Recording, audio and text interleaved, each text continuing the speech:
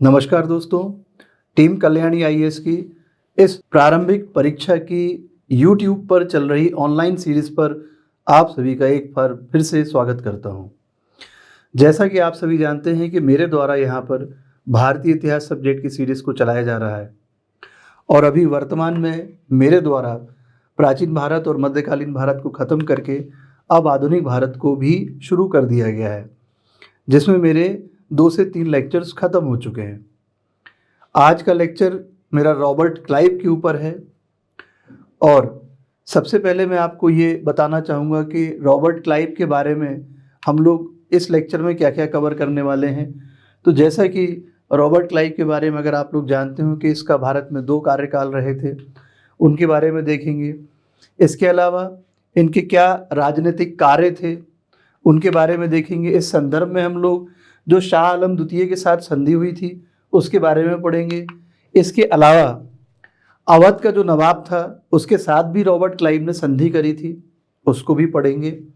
और जो बंगाल के नवाब थे उनके बारे में, इनसे भी जो संधि हुई थी रॉबर्ट क्लाइव की, इसके बारे में पढ़ेंगे। और इसके बाद क्लाइव के द्वारा जो गवर्नर की हैसियत से भारत में सुधार कार्य किए गए थे, जिसमें कि हम लोग सोसाइटी फॉर ट्रेड या जो बंगाल में द्वैध शासन लाया गया था या जो श्वेत विद्रोह था उसके बारे में हम लोग पढ़ेंगे। तो यहाँ हम लोग सोसाइटी फॉर ट्रेड की जो स्थापना की थी इन्होंने, और इसके अलावा जो श्वेत विद्रोह था, और मैंने आपको जो बताया था बंगाल की व्यवस्था जिसे दोहरी प्रणाली या द्वैध शासन कहा जाता है, इसके बारे में हम लोग पढ़ेंगे।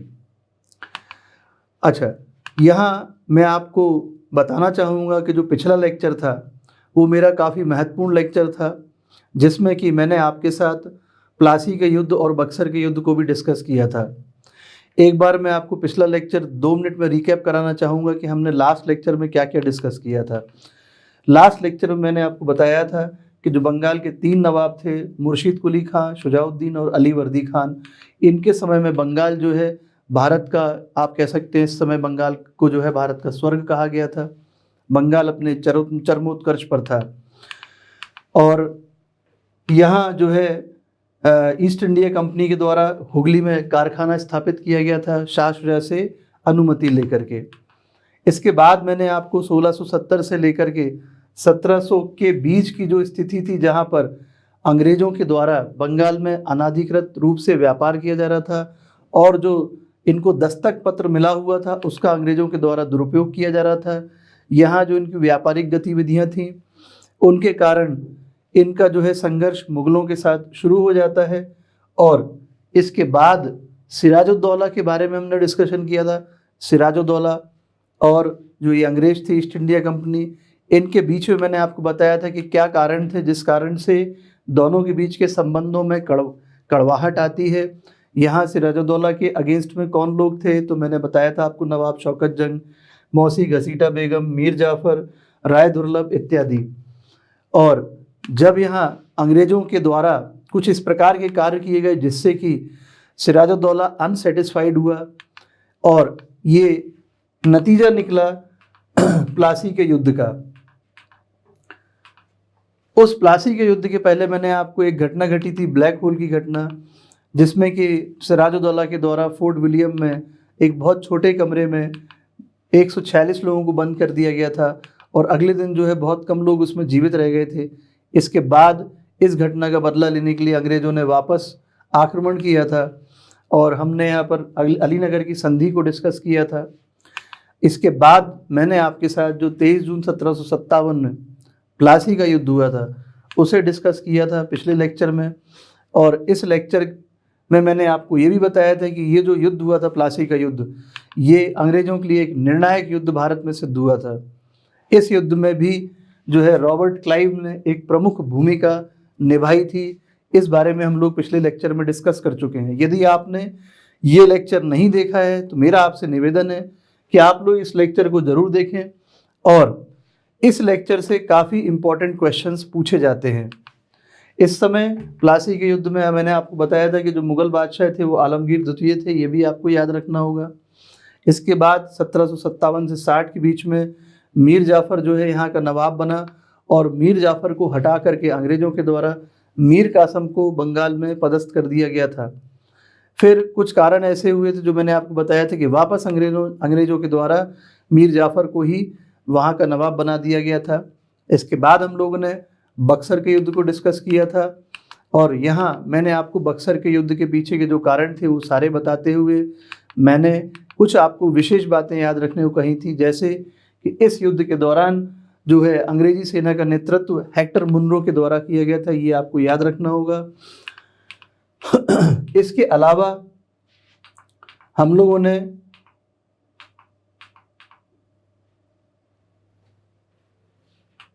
इलाहाबाद की जो प्रथम संधि हुई थी वो भी मैंने आपको यहाँ डिस्कस करी थी। तो ये था हमारा जो पिछला लेक्चर, उसके बारे में आपको ब्रीफ किया। आइए अब हम आज का लेक्चर शुरू करते हैं जो कि रॉबर्ट क्लाइव के ऊपर है। रॉबर्ट क्लाइव के भारत में दो शासनकाल हमें देखने को मिलते हैं। पहला 1756 से 1760 के बीच में। तो पहला मैंने आपको बताया 1756 से 1760 के बीच में रॉबर्ट क्लाइव का भारत में पहला कार्यकाल था। ये ईयर अब आपको यहाँ से याद रखना आवश्यक है। अगर आप चाहते हैं कि आपकी आधुनिक भारत में अच्छी पकड़ हो तो अब आपको ये ईयर याद रखना ही होंगे। मैं आपको एक ऐसी ट्रिक दे दूंगा जिससे कि आपको भारत के जो गवर्नर से लेकर के वाइसराय तक जितने भी व्यक्ति इस पद पर रहे हैं, मैं आपको एक ट्रिक दे दूंगा, उससे आपको सारे के सारे क्रमबद्ध तरीके से याद हो जाएंगे। लेकिन ये जो इनका कार्यकाल का वर्ष है ये आपको याद रखना होगा। दूसरा, रॉबर्ट क्लाइव का जो कार्यकाल था वो 1765 से 67 के बीच में हमें देखने को मिलता है। और जो प्रथम कार्यकाल था इसी बीच में हमने देखा था कल कि यहीं पर प्लासी का युद्ध भी हुआ था 1757 में। मैंने आपको ये कहा भी था कि प्लासी के युद्ध में रॉबर्ट क्लाइव के नेतृत्व में ही अंग्रेजी सेना ने भाग लिया था। ये आपको याद रखना बहुत बहुत ज़रूरी है। आइए, जैसा कि मैंने कहा था कि इसके बाद हम लोग रॉबर्ट क्लाइव के क्या राजनीतिक कार्य थे, उसने यहाँ पर क्या पॉलिटिकल फंक्शंस किए, अब हम उनको भी डिस्कस करते हैं। तो एक तो शाह आलम द्वितीय जो कि इस समय मुगलों में बादशाह देखने को मिला, मुगल शासक था। उसके साथ एक रॉबर्ट क्लाइव ने संधि करी थी, इसको हम लोग पढ़ेंगे। इसके अलावा अवध के नवाब के साथ रॉबर्ट क्लाइव ने एक संधि करी थी और तीसरी बंगाल के नवाब के साथ भी क्लाइव ने एक संधि करी थी। आइए अब हम तीनों को एक एक करके डिस्कस करेंगे। सबसे पहले हम लोग पढ़ेंगे जो रॉबर्ट क्लाइव की शाह आलम द्वितीय के साथ संधि हुई थी। ये देखिए, ये जो संधि हुई थी इसका मैंने यहाँ पर एक इमेज लगाई हुई है और ये रॉबर्ट क्लाइव हैं। देखिए, आधुनिक भारत में आपके दिमाग में पिक्चर्स अगर रहेंगी तो आपको बहुत अच्छे से आधुनिक भारत पर आप कह सकते हैं कि पकड़ आपकी अच्छी हो जाएगी। अब आइए हम लोग शाह आलम के साथ संधि को डिस्कस करते हैं। तो बादशाह शाह आलम से इलाहाबाद की जो दूसरी संधि हुई थी 1765 में हुई थी। ये ईयर आपको याद रखना होगा। इलाहाबाद की ये दूसरी संधि हुई थी शाह आलम के साथ 1765 में हुई थी। याद कर लीजिए, रट लीजिए, कई बार ये क्वेश्चंस एग्जाम्स में आ चुका है, दोनों प्रकार से क्वेश्चन पूछा जा चुका है। ये संधि कौन सी थी, किसके साथ हुई थी और किस वर्ष हुई थी? तो दूसरी इलाहाबाद की संधि थी 1765 में हुई थी और रॉबर्ट क्लाइव और शाह आलम द्वितीय के मध्य ये संधि हमें देखने को मिली थी। अब इस संधि के तहत बादशाह ने 26 लाख रुपए के बदले, कितने? 26 लाख रुपए के बदले में, देखिए ये फिगर आपको याद रखना इतना आवश्यक नहीं है, लेकिन इस फिगर के बदले में अंग्रेजों को बंगाल, बिहार, उड़ीसा की दीवानी स्थायी रूप से अब मिल गई थी। तो इस संधि से क्या हुआ था, जो इलाहाबाद की दूसरी संधि हुई थी, अंग्रेजों को बंगाल, बिहार और उड़ीसा की दीवानी स्थायी रूप से मिल गई थी 26 लाख रुपए के बदले में। लेकिन ये फिगर आपको याद रखना आवश्यक नहीं है, इस तरह के फिगर एग्जाम्स में नहीं पूछे जाते हैं। बादशाह अंग्रेजों का पेंशनर बन के रह गया था। इस संधि के बाद जो बादशाह था शाह आलम द्वितीय, ये अब अंग्रेजों का पेंशनर मात्र बन के रह गया था। कुल मिलाकर के आपको यहाँ से 3 तरह से चीज़ों को याद रखना है कि ये जो इलाहाबाद की दूसरी संधि थी, तो किन किन के 2 पार्टीज थी इसमें, तो रॉबर्ट क्लाइव और शाह आलम द्वितीय। और कब हुई थी, तो 1765 में हुई थी। और क्या हुआ था, तो अंग्रेजों को बंगाल, बिहार और उड़ीसा की दीवानी अब स्थायी रूप से यहाँ उनको मिल चुकी थी। अब जैसा कि मैंने आपको बताया था कि क्लाइव की एक संधि और हुई थी जो कि अवध के नवाब के साथ हुई थी। अब यहाँ एक बात आप ध्यान से सुनिएगा, इलाहाबाद की 2 संधि हुई थी और दोनों ही संधि वर्ष 1765 में हुई थी। इलाहाबाद की जो प्रथम संधि हुई थी ये 12 अगस्त 1765 में क्लाइव ने अवध के नवाब शुजाउद्दौला के साथ करी थी। और जो इलाहाबाद की द्वितीय संधि हुई थी ये क्लाइव ने जो मुगल बादशाह थे शाह आलम द्वितीय, ये उनके साथ करी थी। तो इसी तरह से इलाहाबाद की दोनों संधि 1765 में हुई थी। प्रथम संधि 12 अगस्त को हुई थी और द्वितीय संधि 16 अगस्त को हुई थी। याद रखना है आपको, प्रथम संधि अवध के नवाब शुजाउद्दौला के साथ और द्वितीय संधि शाह आलम द्वितीय के साथ हुई थी। अब मैं आपके साथ इलाहाबाद की प्रथम संधि को डिस्कस कर रहा हूं जो कि अवध के नवाब शुजाउद्दौला के साथ क्लाइव ने की थी। आइए इसको हम लोग देख लेते हैं। तो मैंने आपको बताया था अवध के नवाब शुजाउद्दौला के साथ इलाहाबाद की प्रथम संधि हुई थी 1765 में, 12 अगस्त 1765 में। अब इस संधि में अंग्रेजों का जो भी सैन्य व्यय हुआ था उसके लिए 50 लाख रुपए इन्होंने जो है अवध के नवाब से प्राप्त किए थे।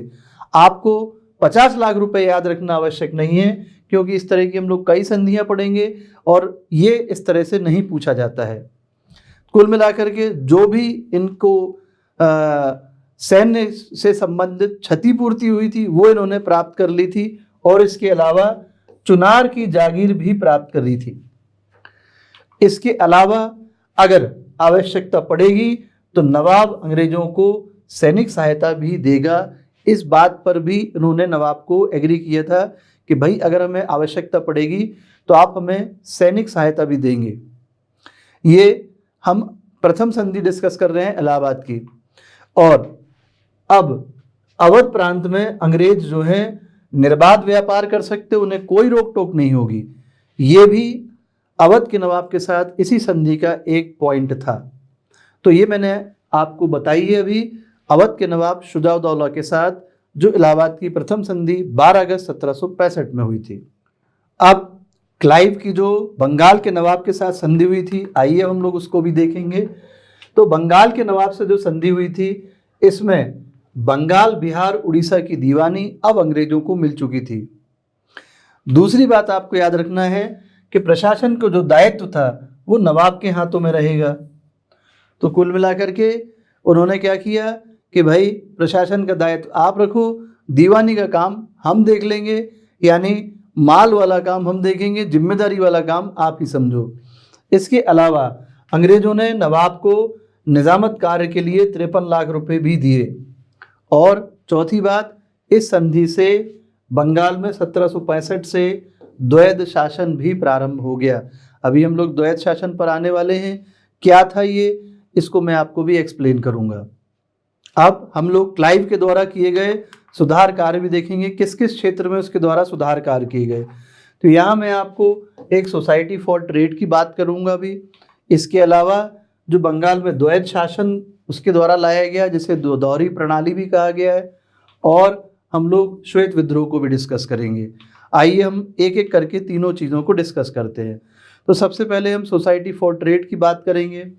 तो निजी व्यापार और जो दस्तक के उपयोग करते थे, तो यहाँ जो मनमानी से जो धन कमाया जाता था, ये बात मैं आपको पिछले लेक्चर में भी समझा चुका हूँ कि अंग्रेज जो थे वो बंगाल में अनाधिकृत रूप से व्यापार कर रहे थे और इन्हें जो दस्तक मिला हुआ था इसके तहत उन्हें चुंगी कर नहीं देना होता था। और इस दस्तक को ये अंग्रेज जो हैं, अंग्रेज व्यापारी जो थे, ये हिंदू व्यापारियों को बेच भी देते थे। तो यहाँ हमने ये देखा था कि अंग्रेज जो थे वो इन दस्तकों का दुरुपयोग भी कर रहे थे और कुल मिलाकर के ये आप कह सकते हैं कि गलत तरीके से व्यापार भी कर रहे थे। तो एक बात मैंने आपको ये बताई, इसी तारतम्य में जो अंग्रेज व्यापारी थे या जो अधिकारी थे, ये लोग घूस आप कह सकते हैं उपहार के रूप में भी लिया करते थे। तो एक तो हमने क्या देखा कि ये लोग जो हैं व्यापार मनमाने तरीके से कर रहे थे, धन कमाने के लिए, किसी भी तरह से गलत तरीके से व्यापार करने के लिए भी ये लोग राजी रहते थे, दस्तक का दुरुपयोग करते थे, और इनके जो अधिकारी थे ये लोग उपहार के रूप में घूस भी लिया करते थे। क्लाइव ने एक व्यापार समिति बनाई थी और जो अवकाश प्राप्त कर्मचारी थे उनको पेंशन देने की व्यवस्था भी करी थी। तो क्लाइव के दिमाग में कहीं से आया कि अगर मैं इस तरह की व्यवस्था करता हूं कि जो अवकाश प्राप्त कर्मचारी हैं उन्हें अगर हम पेंशन देते हैं और अगर हम एक व्यापार समिति बना देते हैं तो शायद ये जो गलत तरीके से जो व्यापार किया जा रहा है अंग्रेजों के द्वारा उस पर मैं कंट्रोल कर सकूं। समिति के सदस्यों को सुपारी, नमक, तंबाकू के व्यापार का एक अधिकार दे दिया गया था। तो इस तरह से एक ये सोसाइटी फॉर ट्रेड बनाई गई। हालांकि ये जो एक व्यापार समिति बनाई गई थी ये असफल सिद्ध हुई थी। अब इसके बाद हम श्वेत विद्रोह के बारे में चर्चा करेंगे। यहाँ जो कंपनी थी सैनिकों को दौरा भत्ता दिया करती थी। एक आप कह सकते हैं कि जब सैनिक जो है युद्ध में भाग लिया करते थे तो जो बाहरी राज्यों में या दूसरे अन्य राज्यों में जाया करते थे तो वहाँ से जब लौटा करते थे तो उन्हें वेतन के अलावा एक भत्ता दिया जाता था, और जब वो किसी अन्य शासक को उसके किसी युद्ध में उसे सपोर्ट करने जाते थे तो भी इनको एक भत्ता दिया जाता था। तो ये जो सैनिकों को दोहरा भत्ता दिया जाता था ये इस कारण कंपनी के खर्च में अनावश्यक वृद्धि हो रही थी। इस वृद्धि को रोकने के लिए क्लाइव ने कंपनी द्वारा जो भत्ता दिया जा रहा था उसे बंद कर दिया। अब ऐसा हुआ तो जो कंपनी के अधिकारी और सैनिक थे उन्होंने अपनी अपनी नौकरियों से रिजाइन कर दिया, त्याग पत्र दे दिया। लेकिन यहाँ क्लाइव जो है इनकी मांगों के सामने झुकता नहीं है, वो इस भत्ते को बंद ही रखता है।